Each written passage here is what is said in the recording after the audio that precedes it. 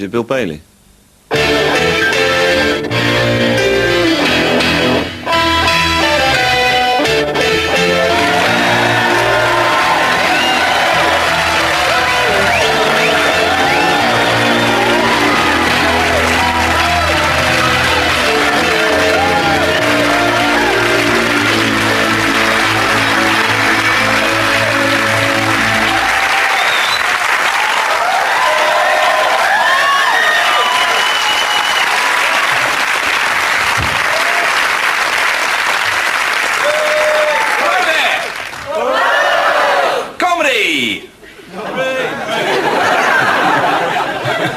Not just yet.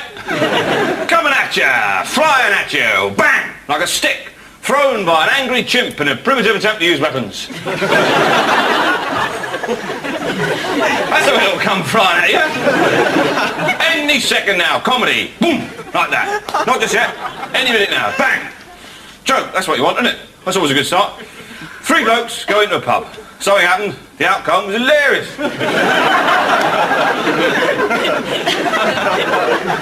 Well, that saves time, doesn't it? You get the general idea. Anyway, my name is Bill Bailey, 1982, Stars in Their Eyes Meatloaf regional winner.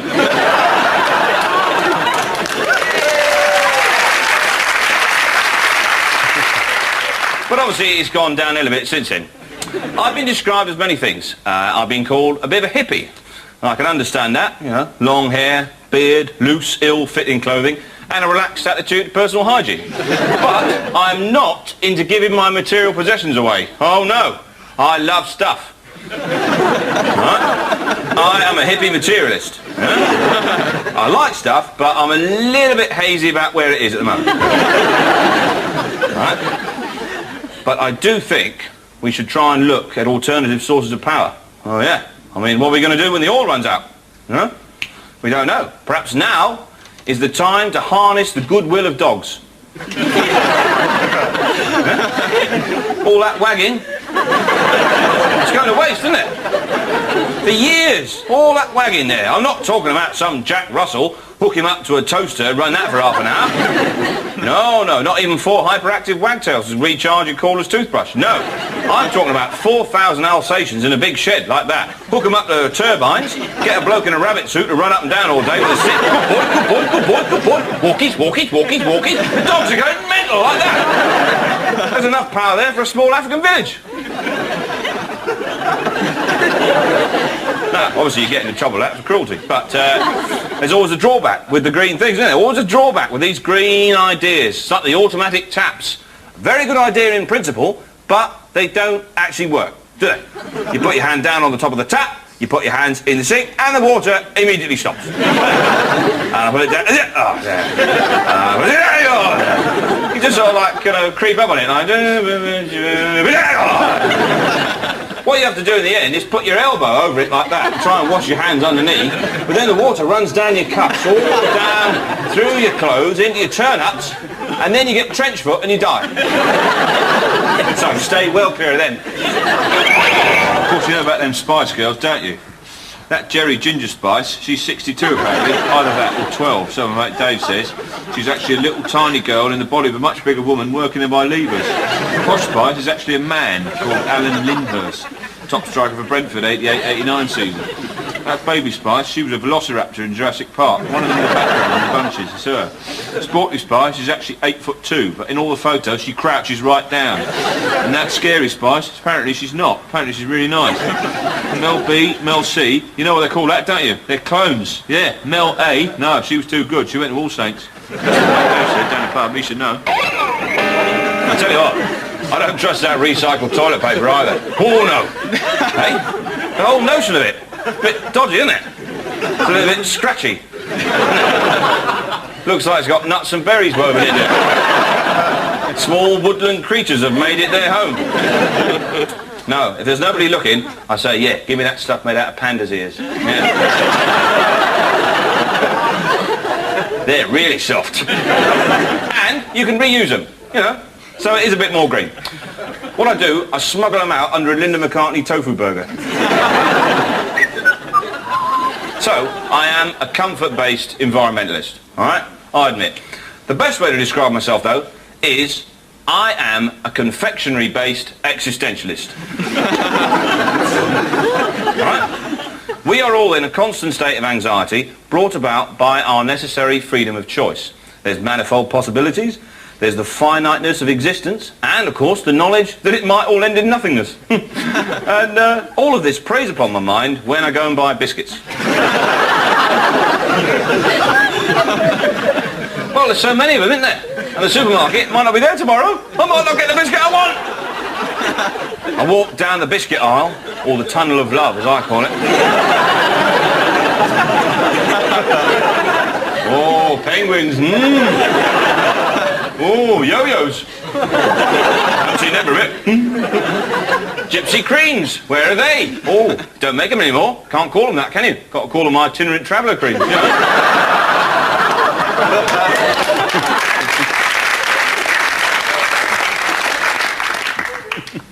Can't actually get it on the packet, that's the problem, isn't it?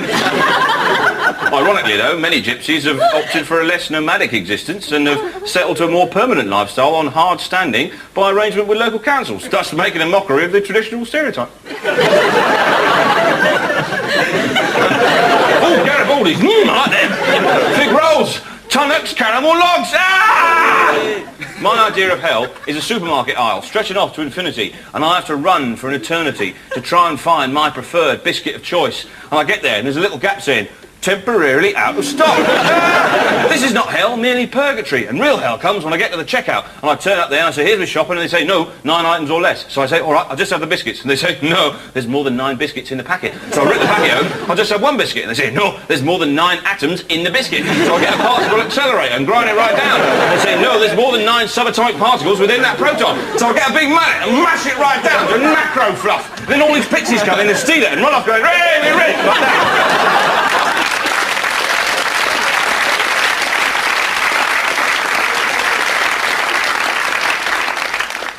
And then I woke up, I was in Safeways, I'd had a bit of a turn, you know what I mean? I thought, sorry, get some custard creams, no point getting worked up about it, it's only biscuits, isn't it? I tell you what though, why is it you could always spot an airport baggage handler in the supermarket?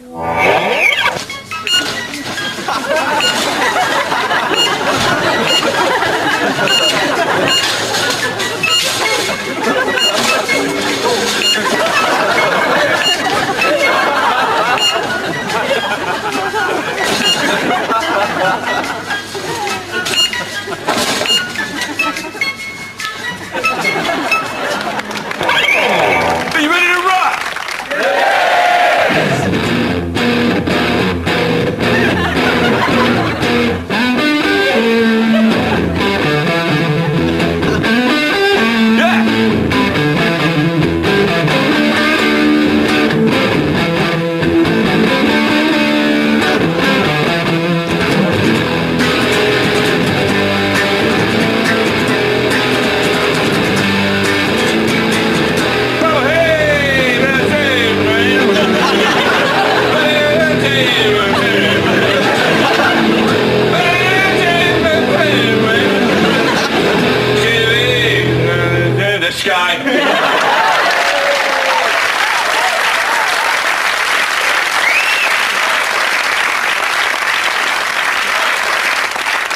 Yeah, I can rock.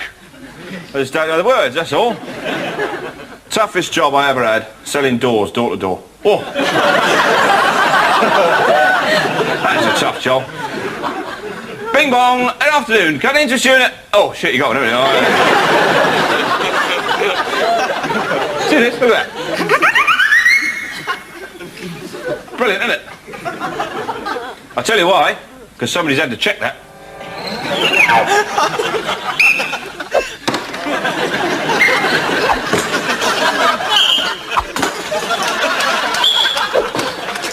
All the whistles that come through here are amongst the best in the world. If they don't reach a shrillness level of 8.4, you can forget it, mate. You're going to primary school sports day. You're out of here. Goodbye. You see, I have got the most important job in football. See this whistle here? This one?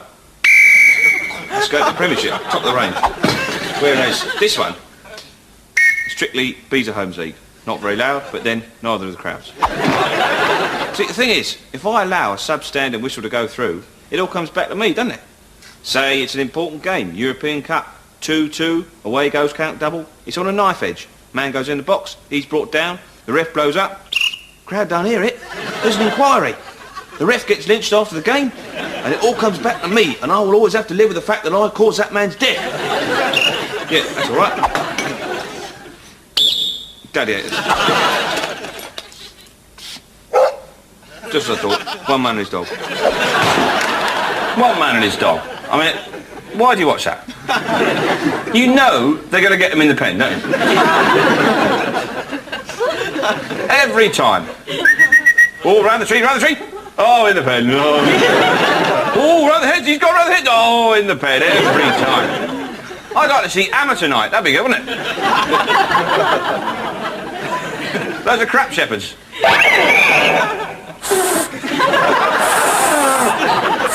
Oh.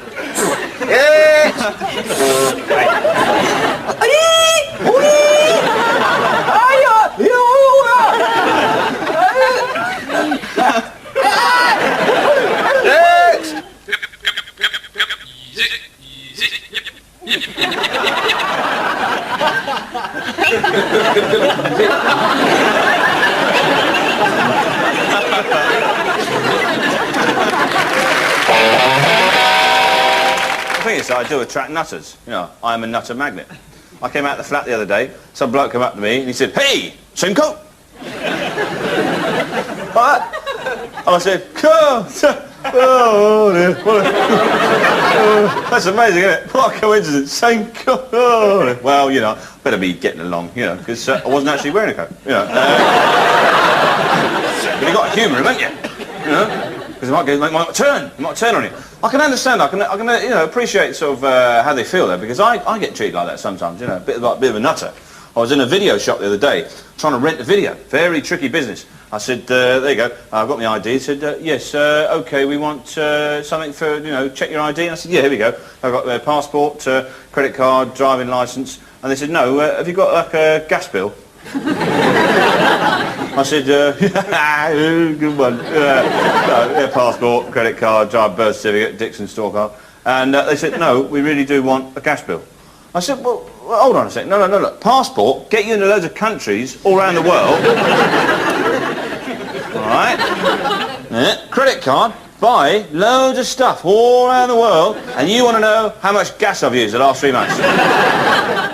Well, they're gas-powered now, these videos, are they? I said, imagine this, 4:30 in the morning, Turkish border. Passport? No, gas bill. There you go. Look, it's got my address on and everything. I think you'll find it's all in order.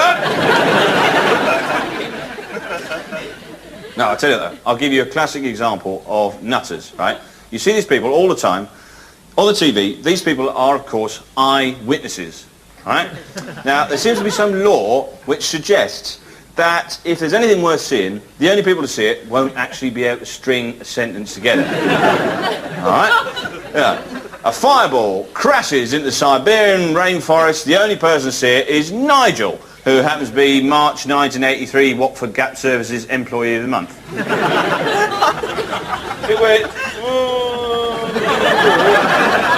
And then it was like... like that. You see, either it's too little information, or they try and tell you a little bit too much, you know? They tell you about the minutiae of their daily lives, because hopefully they think that'll make it even more exciting, you know? Clive Pocock, you were the only person to see the UFO. Can you describe exactly what happened? Yes, I can. It was 5:20 to 5. I was in the lounge. I was eating a potato waffle. Normally, that'd be 4:15. It was a little bit later because there was a lot of traffic in the village. Brian Camp was in town, sponsoring a new wall. And about 8 minutes later, I moved through to the kitchen area and began to prepare a pot noodle snack for my wife Beryl. Chicken and mushroom, I think. Was it? Big mushroom? Don't be daft, woman, you're allergic. And then, at that moment, my half-brother Eric appeared, and he shouted out, "Clive!" like that, because he's got a loud voice. And I looked around, and I could see him.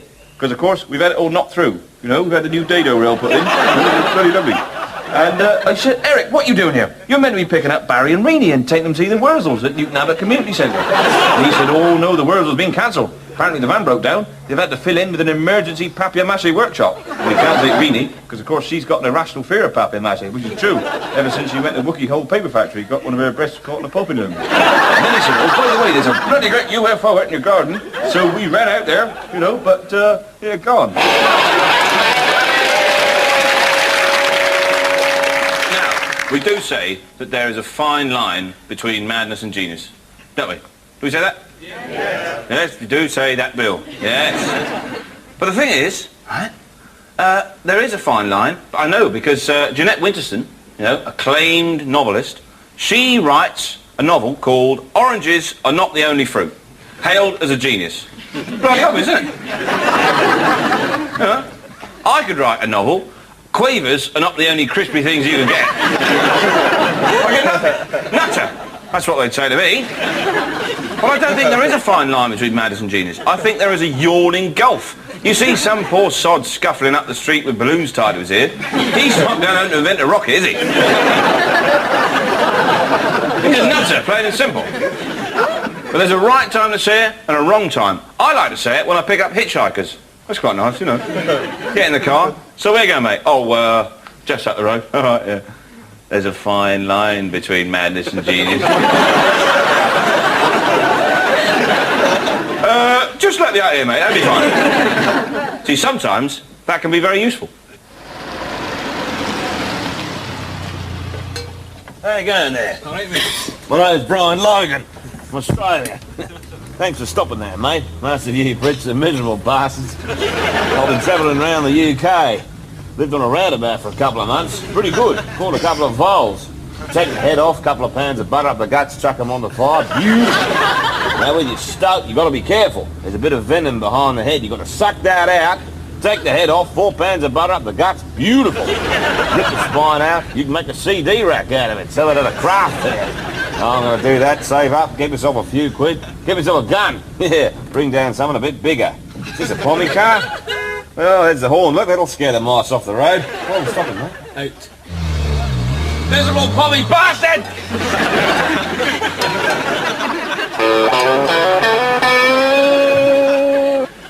Nostalgia. How long's that been around?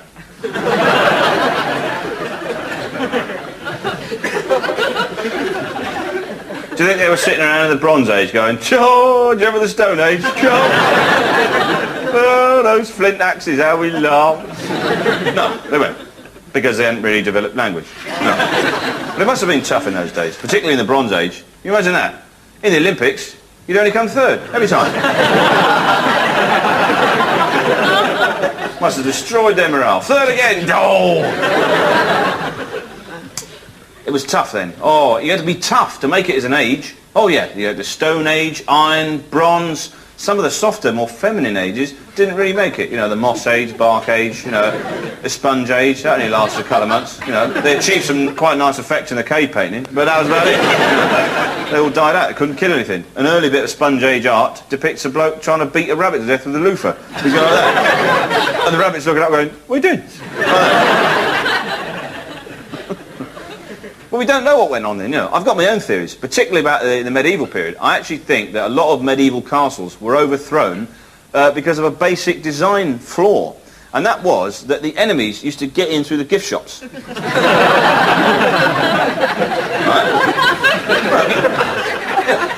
Strategically, it's the weakest point, isn't it, when you think about it? You've got your turrets, your drawbridge, your moat. I've got no quibble with that. No, 2 middle-aged ladies with a turnstile, it's not going to work out, is it? Well, the enemy would sidle in 1s and 2s, pretend to look at the key rings like that.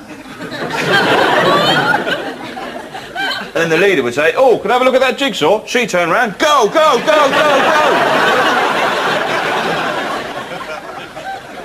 You do say, though, that history is another country. And there are those who visit it a little bit too often. I work all week as a deputy loss adjuster for Haringey Council, so at the weekend I like to relax. I've always been interested in military history, and battle reenactment is a great way to pursue my hobby. Of course, some people treat it as a social occasion.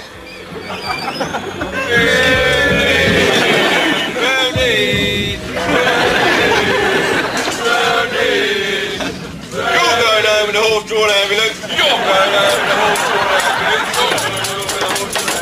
These are the regular meetings of the Hounslow Battle Reenactment Society.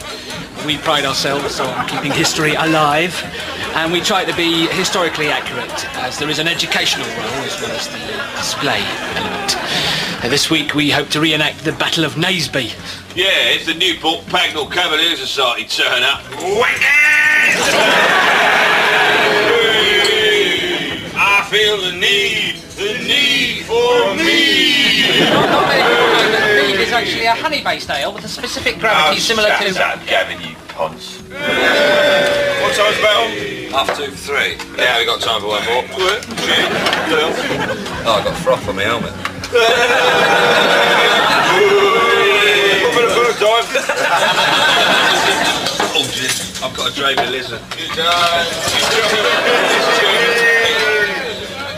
Oi, Gavin, why do you have to do Naseby? We always lose that one. Not unless you're boys.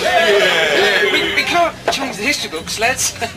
I know we always lose it, but next week we're doing Marston Moor. Give them a good thrashing then, eh? I don't want to go out there and get beat again. Why can't we have a quiz? Quiz.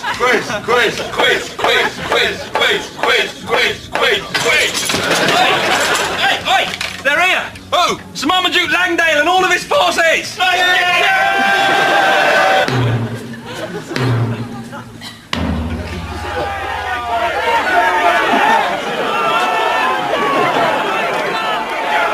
The Royalist forces were tired and depleted after a long march from Oxford. The King's cavalry commander, Marmaduke Langdale, began taunting the Roundhead infantry.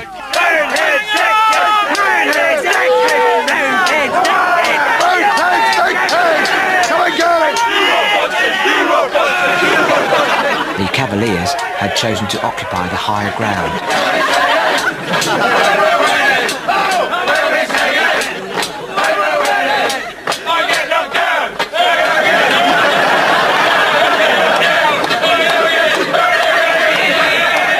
Langdale was known for his bravery and extravagant speeches. All you Roundheads are scum and rubbish. What are they? Rubbish! The battle commenced. It was an awesome sight. Two of the most disciplined armies in the Christian realm. The magnificent serried ranks of Roundheads confronting the tightly marshalled Cavalier force. In the heat of battle, the casualties were heavy. Roundheads! Reform the ranks! Rupert quickly retreated, cleverly drawing the Republican forces into the swampy marshland. The prince was then able to regroup and exploit the Cavaliers' superior fighting skills. Oi! Man Frank! The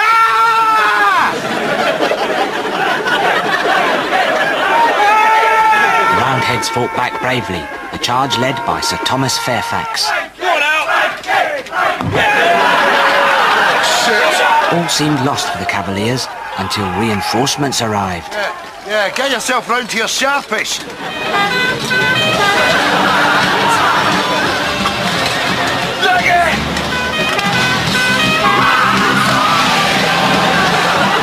At the end of the day, even if you're totally humiliated again and historical events have been completely ignored, my crumb of comfort is it's not the losing, it's the taking part.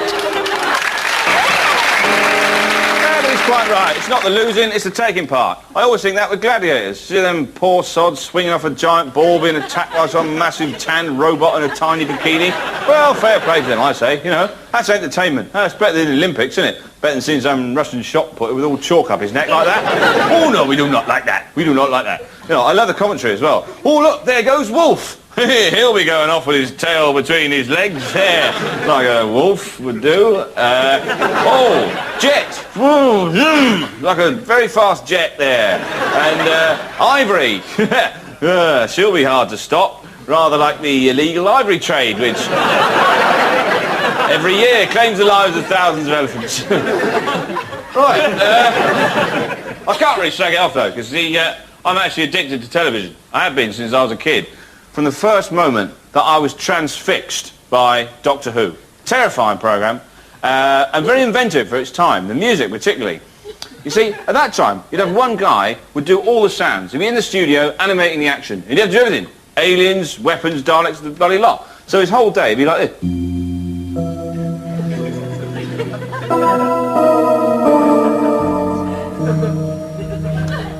What's that?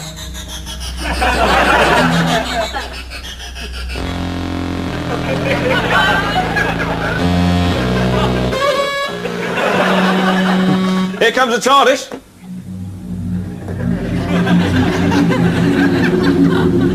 Bit of a bumpy landing. And they arrive on a desolate planet. They step out of the TARDIS, have a little look round. Things aren't looking too good.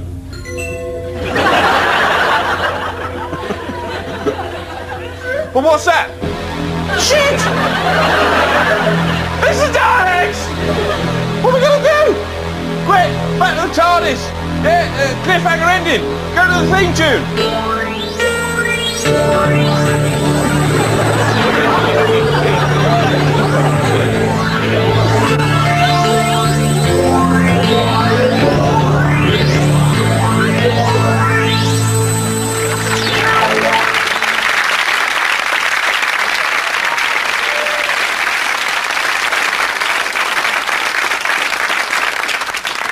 Terrifying, wasn't it?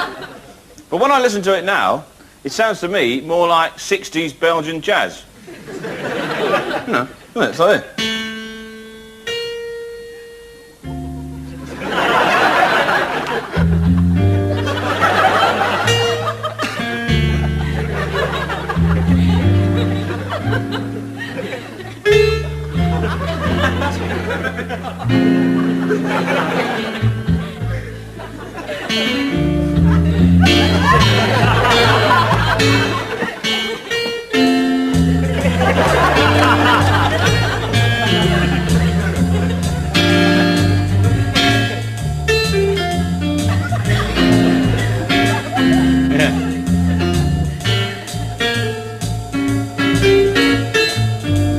C'est lui. Dans la nuit. Docteur qui?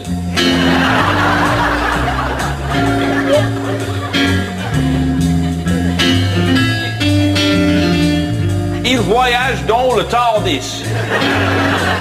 La boîte de téléphone. Fantastique, d'espace. L'intérieur est beaucoup plus grand que l'extérieur. Mais ça, c'est le mystère du Docteur qui.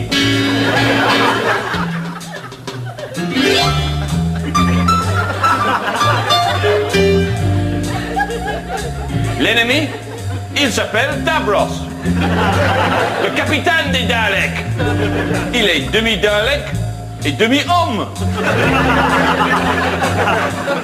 Incroyable. Il veut contrôler le monde. Toujours contrôler le monde. Il se lève le matin, il veut contrôler le monde. Après le petit déjeuner, il veut contrôler le monde. Mais il ne contrôle le monde jamais. Il n'est pas très réalistique. Avec les Daleks, le docteur est supérieur. Exterminez-vous! Exterminez-vous encore! Ah, tout à l'heure! Nous sommes perdus! Docteur gagné! Il rit. Ha ha ha! J'ai gagné parce que je suis Docteur qui?